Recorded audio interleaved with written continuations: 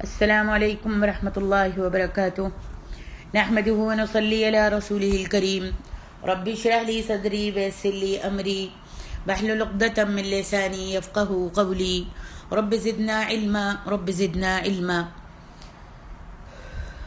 سبحانک لا علم لنا الا ما علمتنا انک انت العلیم الحکیم۔ تفسیر سورۃ مائدہ آیت نمبر 105 سے 108 تک۔ اعوذ باللہ من الشیطان الرجیم۔ یا ایہا الذین آمنوا علیکم انفسکم لا یضرکم من ضل اذا اہتدیتم الی اللہ مرجعکم جمیعا فینبئکم بما کنتم تعملون۔ اے ایمان والو، اے لوگو جو ایمان لائے ہو، تم پر اپنی جانوں کی فکر لازم ہے۔ جو شخص گمراہ ہو وہ تمہیں نقصان نہیں پہنچا سکتا جبکہ تم خود ہدایت پر ہو۔ تم سب کا اللہ ہی کی طرف لوٹ کر جانا ہے، پھر وہ تمہیں بتا دے گا کہ تم کیا کرتے رہے ہو۔ اللہ تبارک و تعالیٰ نے اپنے بندوں کو حکم دیا ہے کہ وہ اپنے نفسوں کی اصلاح کریں اور اپنی مقدور بھر کوشش کر کے نیک کام کریں۔ اللہ تبارک و تعالیٰ نے فرمایا کہ جو شخص اپنی اصلاح کر لے تو اسے کسی خراب شخص کی خرابی، خواہ وہ قریب ہو یا بعید، کوئی نقصان نہیں پہنچا سکتی۔ امام احمد رحمہ اللہ نے قیس کی روایت کو بیان کیا ہے کہ حضرت ابوبکر صدیق رضی اللہ عنہ خطبے کے لیے کھڑے ہوئے اور انہوں نے اللہ تعالیٰ کی حمد و ثنا کے بعد فرمایا، لوگو تم اس آیت کو پڑھتے ہو، یا ایہا الذین آمنوا علیکم انفسکم لا یضرکم من ضل اذا اہتدیتم، اے ایمان والو اپنی جانوں کی حفاظت کرو، جب تم ہدایت پر ہو تو کوئی گمراہ تمہارا کچھ بھی نہیں بگاڑ سکتا اور تم اس سے غلط استدلال کرتے ہو۔ میں نے نبی صلی اللہ علیہ وسلم کو یہ بیان فرماتے ہوئے سنا ہے کہ بے شک لوگ جب کسی برائی کو دیکھیں اور اسے نہ مٹائیں، برائی کرتے ہوئے کسی کو دیکھیں یا کسی برائی کو دیکھیں اور اس کو نہ مٹائیں تو قریب ہے کہ اللہ تعالیٰ ان سب کو اپنے عذاب کی گرفت میں لے لے۔ راوی کا بیان ہے کہ میں نے حضرت ابوبکر رضی اللہ عنہ کو یہ بیان فرماتے ہوئے بھی سنا کہ لوگوں جھوٹ سے بچو، کیونکہ جھوٹ ایمان کے منافی ہے۔ اس آیت میں عبد الرحمن کیلانی صاحب تیسیر القرآن میں لکھتے ہیں کہ تمہیں سب سے پہلے اپنے نفس کی اصلاح کرنی چاہیے۔ یہ نہیں دیکھنا چاہیے کہ دوسرا کیا کر رہا ہے، بلکہ اپنے عقائد، اپنے کردار، اخلاق و اعمال کی اصلاح کتاب و سنت کی روشنی میں کرنی چاہیے۔ دوسروں کی کج روی اور گمراہی تمہارا کچھ نہیں بگاڑ سکتی۔ یعنی سب سے پہلے تمہیں اپنی دینی بنیادیں اس قدر مضبوط بنانی چاہیے کہ دوسرے لوگوں کی ضلالت تم پر کسی طرح اثر انداز نہ ہو سکے۔ پھر اس کے بعد تمہیں بگڑے ہوئے دوسرے لوگوں کی اصلاح کی کوشش کرنی چاہیے۔ یہ مطلب ہرگز نہیں کہ دوسرے جو کچھ بھی کرتے رہیں تمہیں اس سے بے نیاز ہو کر بس اپنی ہی فکر کرنی چاہیے، کیونکہ امر بالمعروف، نیکی کا حکم کرنا اور برائی سے روکنا، نہی عن المنکر، نیکی کا حکم کرنا اور برائی سے روکنے کا فریضہ اس قدر اہم ہے کہ بعض علماء کے نزدیک یہ فرض عین ہے، اور ہر شخص کو اپنی قوت، اپنے علم، اپنی استعداد کے مطابق اپنے لوگوں میں، اپنے حلقہ اثر میں یہ فرض ضرور سر انجام دینا چاہیے۔ پھر بھی اگر کوئی شخص روکنے کے باوجود باز نہ آئے تو روکنے والے پر کچھ الزام نہیں ہوگا، وہ اس کا مسئول نہیں ہوگا، لیکن دین تبلیغ پہنچانا ہمارا کام ہے، جیسا کہ اللہ تبارک و تعالیٰ نے اپنے رسول کو فرمایا کہ ما علیک الا البلاغ، آپ کے اوپر تو صرف پہنچا دینا ہے، تبلیغ کرنا ہے، ماننا نہ ماننا سننے والوں کا کام ہے۔ مانیں گے تو ان کا فائدہ ہے، نہیں مانیں گے تو ان کے لیے باعث گناہ ہوگا۔ آگے ارشاد ربانی ہے، یا ایہا الذین آمنوا شہادت بینکم اذا حضر احدکم الموت حین الوصیۃ اثنان ذوا عدل منکم او آخران من غیرکم ان انتم ضربتم فی الارض فاصابتکم مصیبۃ الموت تحبسونهما من بعد الصلاة فيقسمان بالله إن ارتبتم لا نشتري به ثمنا ولو كان ذا قربى ولا نكتم شهادة الله إنا إذا لمن الآثمين فإن عثر على أنهما استحقا إثما فآخران يقومان مقامهما من الذين استحق عليهم الأوليان فيقسمان بالله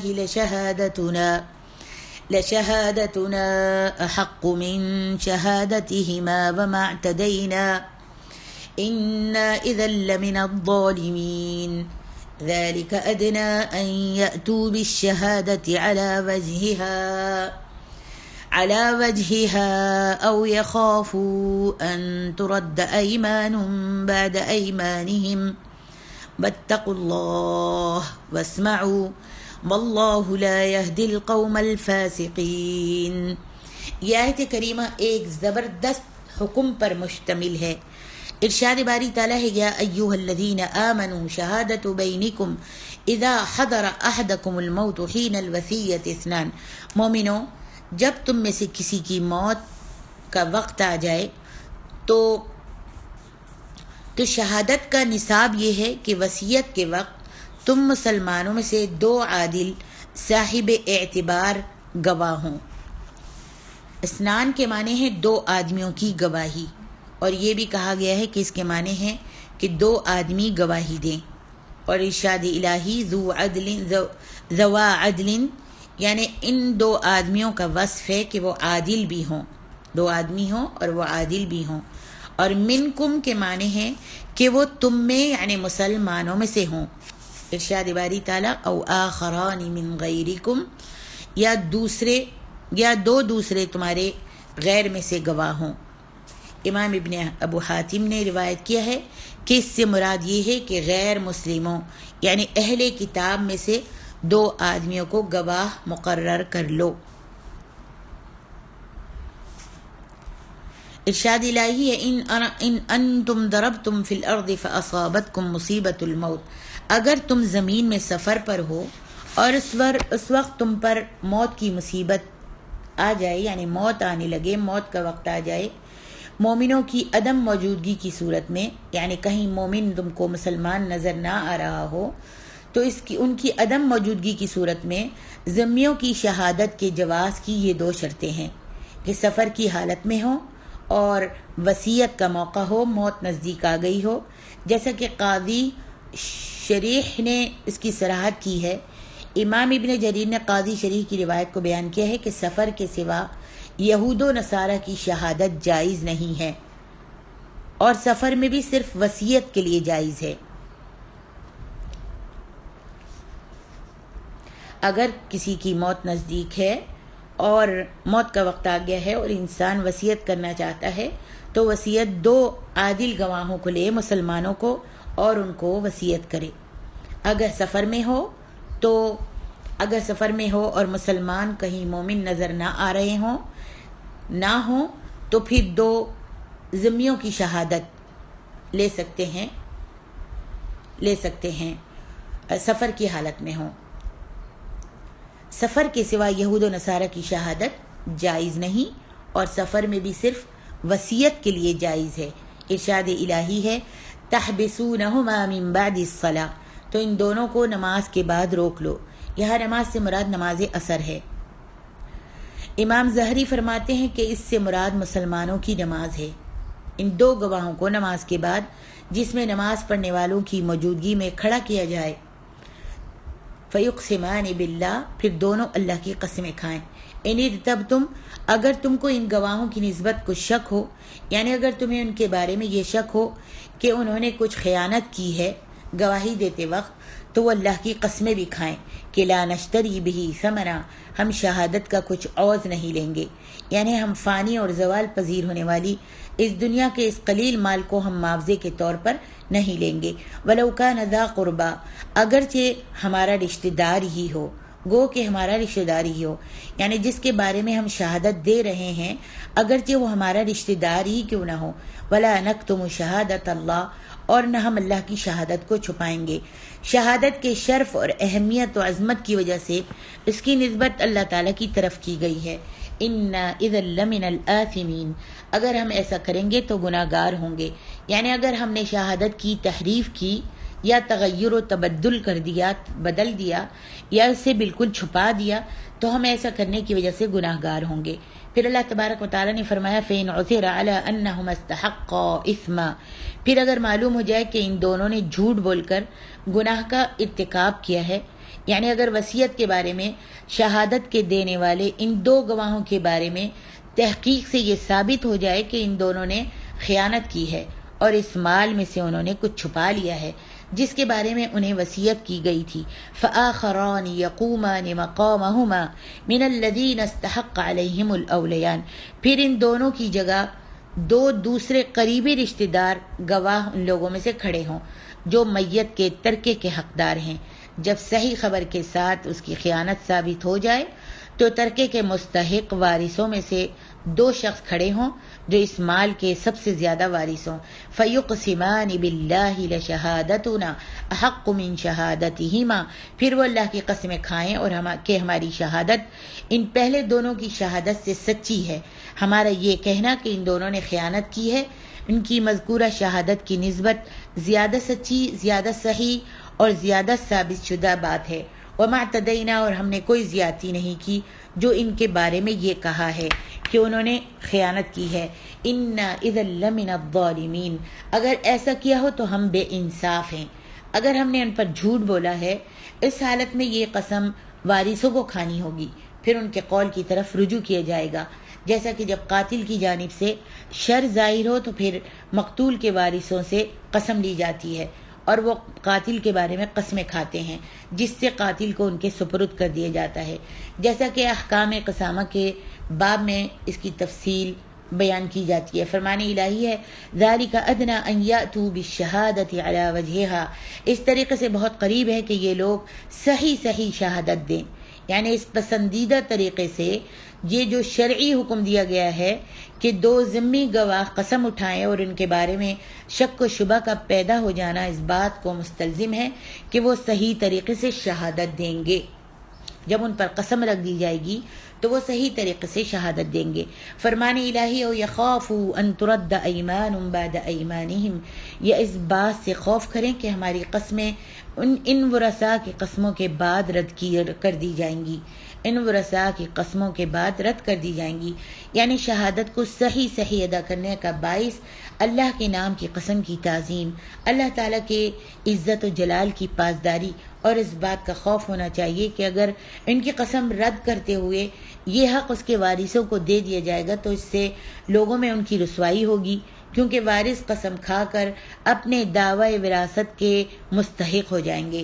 اسی لیے اللہ تعالیٰ نے فرمایا ہے او یخافوا ان ترد ایمان بعد ایمانہم، یا اس بات سے خوف کریں کہ ہماری قسمیں ان کی قسموں کے بعد رد کر دی جائیں گی۔ پھر فرمایا واتقوا اللہ، اور اللہ سے ڈرو اپنے تمام امور و معاملات میں، واسمعوا، اور اس کے حکموں کو ہوش سے سنو اور اطاعت بجا لاؤ، واللہ لا یہدی القوم الفاسقین، اللہ تعالیٰ نافرمان لوگوں کو ہدایت نہیں دیتا جو اس کی اطاعت اور اس کی شریعت کی فرما برداری سے خارج ہو جائیں۔ یہاں پر امام بخاری رحمہ اللہ صحیح بخاری میں ایک قصہ لکھتے ہیں، اور سید ابن عباس کہتے ہیں کہ بنو سہم کا ایک آدمی تمیم داری اور عدی کے ساتھ سفر پر نکلا، اور یہ سہمی ایسی جگہ پر مرا، بنو سہم کا ایک آدمی سفر پر نکلا اور ایسی جگہ پر مر گیا جہاں کوئی مسلمان نہیں تھا۔ تمیم داری اور عدی اس کا ترکہ لے کر آئے۔ یہ تمیم داری اور عدی جو تھے یہ نصارہ میں سے تھے، اور یہ اس کا ترکہ لے کر آئے تو سہمی کے وارثوں نے اس میں ایک پیالہ نہیں پایا جو چاندی کا تھا اور سونے کا پانی چڑھا ہوا تھا۔ نبی علیہ السلام نے تمیم اور عدی سے قسم کھانے کو کہا اور وہ قسم کھا گئے کہ پیالہ ان کے پاس نہیں۔ پھر وہ پیالہ بازار مکہ سے مل گیا اور انہوں نے کہا کہ ہم نے تمیم داری اور عدی سے خریدا ہے، یعنی اس مالک نے، دکان والے نے کہا کہ یہ پیالہ ہم نے تمیم داری اور عدی سے خریدا ہے۔ اب سہمی کے وارثوں سے 2 شخص کھڑے ہوئے اور اللہ کی قسم کھا کر گواہی دی کہ یہ پیالہ ہمارے ہی آدمی کا ہے اور جو فوت ہوا ہے، اور یہ کہ ہماری گواہی ان دونوں سے زیادہ سچی ہے۔ یہ آیت اسی سلسلے میں نازل ہوئی۔ یہ واقعہ جو دور نبوی میں ہوا تھا، اس کی کچھ تفصیل تو اس حدیث میں آ گئی ہے جو میں نے ابھی بیان کی ہے، تاہم اختصار کی وجہ سے کئی پہلو رہ گئے ہیں جو ہم بیان کریں گے تاکہ بات پوری طرح سمجھ میں آ جائے۔ ہوا یہ تھا کہ بنو سہم کا ایک مسلمان جس کا نام بدیل تھا، اپنے 2 ساتھیوں تمیم اور عدی کے ساتھ جو نصرانی تھے اور ابھی مسلمان نہیں ہوئے تھے، شام کی طرف ایک تجارتی سفر پر روانہ ہوئے۔ بدیل وہاں شام جا کر بیمار پڑ گئے، جس سے انہیں افاقہ ہوتا نظر نہیں آ رہا تھا۔ انہوں نے اپنا اثاثہ جو ان کے پاس تھا باندھا، جو اپنا مال تھا، اپنا اثاثہ تھا، وہ باندھا اور اپنے ان دونوں ساتھیوں کے حوالے کر دیا اور ان کو تاکید کی کہ یہ سامان میرے وارثوں کے حوالے کر دینا۔ اس نے یہ عقل مندی کی، بدیل نے یہ عقل مندی کی کہ چپکے سے اپنے سامان کی ایک فہرست تیار کر کے سامان میں کسی محفوظ جگہ میں رکھ دی، ایک لسٹ لکھ دی اور لکھ کر وہ کسی محفوظ جگہ میں رکھ دی اور اپنے ساتھیوں کو اس کی خبر نہیں کی، ان کو نہیں بتایا۔ اس سامان میں ایک قیمتی پیالہ تھا جو چاندی کا تھا اور اس پر سونے کا پانی چڑھا ہوا اور نقش و نگار بنے ہوئے تھے۔ ان نصرانیوں نے اس کے مرنے کے بعد جب سامان دیکھا تو ان کی نیت میں فتور آ گیا اور یہ پیالہ انہوں نے سامان میں سے چوری کر لیا۔ جب وہ واپس آئے تو سامان بدیل کے ورثاء کے حوالے کر دیا اور پیالہ بازار میں کسی سنار کے پاس فروخت کر دیا۔ ورثاء نے جب سامان کھولا تو اس میں سامان کی فہرست بھی ملی، جو لسٹ لکھی ہوئی تھی وہ بھی ملی۔ اس کے مطابق سامان انہوں نے چیک کیا تو وہ قیمتی پیالہ نہیں تھا۔ انہوں نے سامان لانے والے ساتھیوں سے پوچھا کہ مرنے والے نے اپنی کوئی چیز فروخت تو نہیں کی تھی؟